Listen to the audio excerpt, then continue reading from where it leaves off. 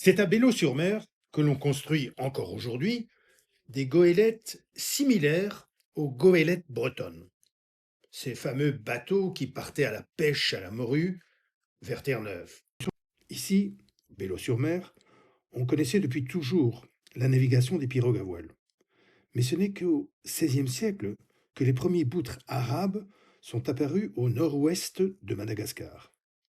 Attention, on parle de boutre, c'est-à-dire un navire non ponté avec un mât et une voile latine. Alors que la goélette, c'est un bateau ponté avec deux mâts et des voiles auriques. C'est au XIXe siècle que le roi de Madagascar demande à la France de l'aide pour développer une construction navale. La France envoie alors un charpentier de marine expérimenté, un certain Joachim, qui arrive avec ses fils. Et c'est à Bello que la famille Joachim va finalement trouver un environnement favorable. Un chenal avec un port accessible à marée haute, du bois à profusion dans une forêt dans l'arrière-pays, et une population tout entière tournée vers la mer. Quand on regarde le chenal de Bello depuis le ciel, on a l'impression de voir des carcasses de bateaux à l'abandon. Pourtant, ce sont bien des ébauches de goélettes en construction. Il faut parfois des années pour terminer la construction, car il est de plus en plus difficile de trouver les arbres nécessaires. Il en faut près d'une vingtaine pour réaliser un bateau standard de 15 mètres. En langue malgache, les boutres ou les goélettes sont appelées des boutries, ce qui explique que l'on parle souvent de boutres en général.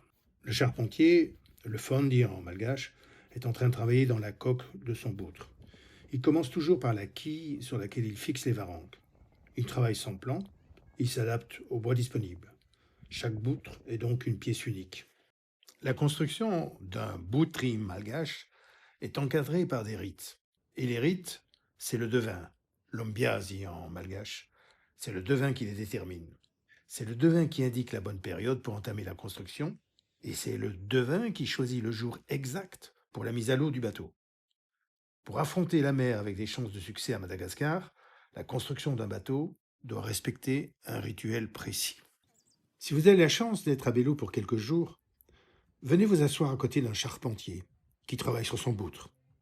Avec une poignée d'outils et un savoir-faire ancestral, il reproduit les gestes des frères Joachim. La navigation des boutres, ce n'est pas un luxe, c'est une nécessité sur une côte dépourvue de ports en eau profonde et une côte desservie uniquement par un réseau de pistes absolument épouvantable. Vous verrez le charpentier ajuster la bordée en planches jointives. Ce sont des planches particulièrement sèches. Et si besoin, on donne une courbure à la planche, après l'avoir enduite d'huile de vidange. Avant, on utilisait de l'huile de requin.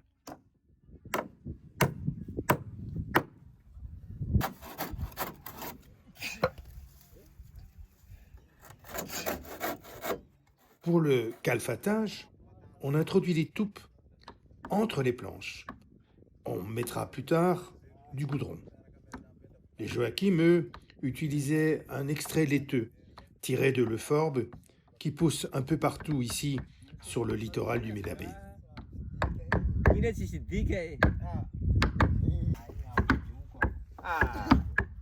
Après la visite du chantier, allez voir la tombe de Joachim.